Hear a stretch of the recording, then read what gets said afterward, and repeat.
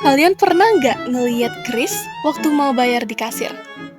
Kayaknya Kris ada di mana-mana deh.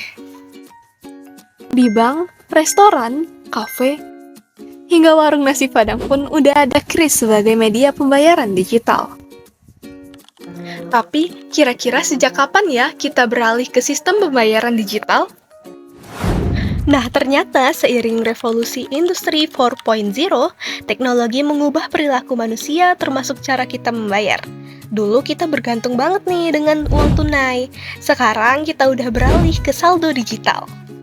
Ada sedikit fun fact nih, ternyata berdasarkan data dari artikel resmi Bank Indonesia, Kris telah menjangkau 57 juta pengguna dan 39 juta penjual yang didominasi UMKM. Jadi wajar aja kalau kita ngerasa Kris ada di mana-mana. Kris itu sendiri merupakan salah satu jenis sistem pembayaran digital. Secara definisi, sistem pembayaran digital merupakan mekanisme yang memindahkan dana antar pihak menggunakan media elektronik tanpa perlu perpindahan fisik ataupun tunai. Yang mana tentunya sangat penting di ekonomi modern seperti sekarang.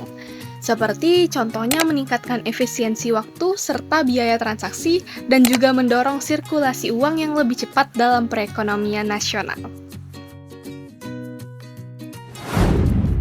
APMK, M-Banking, e-wallet, dan Kris adalah jenis-jenis sistem pembayaran digital. APMK atau alat pembayaran menggunakan kartu, contohnya seperti kartu ATM, debit, dan kredit. Mobile banking merupakan layanan perbankan untuk lebih mempermudah nasabah dalam melakukan transaksi keuangan dengan menggunakan perangkat mobile. Contohnya itu seperti Livin Mandiri. E-money atau uang elektronik terbagi menjadi dua. Yang pertama itu chip-based seperti kartu tol atau server-based seperti GoPay, OVO, ataupun Dana. Kris atau Quick Response Code Indonesia Standard adalah standar kode QR nasional yang menyatukan berbagai penyedia layanan pembayaran atau satu kode untuk semua aplikasi. Fun fact time. Yang pertama, ternyata transaksi non-tunai, e-money, dan kartu kredit terbukti berpengaruh positif dan signifikan terhadap pertumbuhan ekonomi Indonesia. Hal ini dikarenakan proses pembayaran terjadi secara instan tanpa hambatan fisik. Ketika masyarakat dapat bertransaksi dengan lebih cepat dan praktis, volume belanja atau konsumsi rumah tangga cenderung meningkat, yang secara otomatis mendorong pendapatan nasional dan juga pertumbuhan ekonomi negara. Yang kedua, penggunaan teknologi enkripsi data pada Kris secara ilmiah telah meningkatkan keamanan transaksi dibandingkan metode tradisional. Karena Kris memiliki sistem pengawasan otomatis yang bisa mendeteksi aktivitas yang mencurigakan, serta memerlukan verifikasi tambahan seperti PIN ataupun sidik jari, sehingga akun kalian akan jauh lebih aman. Yang terakhir, kalian tahu nggak sih kalau Quick Response Code Indonesian Standard atau QRIS atau biasa disingkat Kris itu dibacanya Kris, bukan QRIS. Dilansir dari website resmi Bank Indonesia tegaskan cara baca QRIS yang benar adalah Kris. Hal ini sempat menjadi perdebatan masyarakat Indonesia. Kalau kalian sendiri bacanya gimana? Coba tulis di komentar.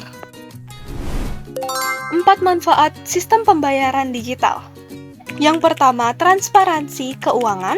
Semuanya tercatat secara otomatis dan juga ada mengurangi resiko uang palsu.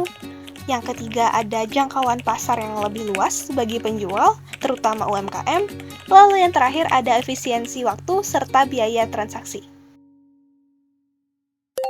3 tantangan sistem pembayaran digital. Yang pertama, literasi keuangannya masih rendah. Masih banyak masyarakat yang merasa uang tunai itu lebih nyata dan lebih simpel daripada sistem pembayaran digital. Yang kedua, ketergantungannya pada sinyal internet. Lalu yang terakhir adalah ancaman cybercrime. Contohnya itu seperti modus telepon. Penipu akan menelpon nasabah dan mengaku sebagai customer service dari bank resmi. Pelaku akan meminta data pribadi nasabah, PIN, hingga kode OTP. Setelah itu, pelaku akan menguras uang yang ada pada akun nasabah dan itu akan terhitung sebagai nasabahlah yang menggunakannya. Maka dari itu, jadilah pengguna yang cerdas, gunakan pembayaran digital untuk kemudahan. Jangan pernah bagikan PIN ataupun kode OTP kepada siapapun. Dan manfaatkanlah perkembangan teknologi dengan baik. Karena sekarang sistem pembayaran digital bukan sekedar tren, melainkan suatu kebutuhan di era digital seperti sekarang. Dengan itu, kita sudah berada di akhir video. Jangan lupa like, subscribe, dan juga nyalain loncengnya agar kalian bisa tahu notifikasi untuk video selanjutnya.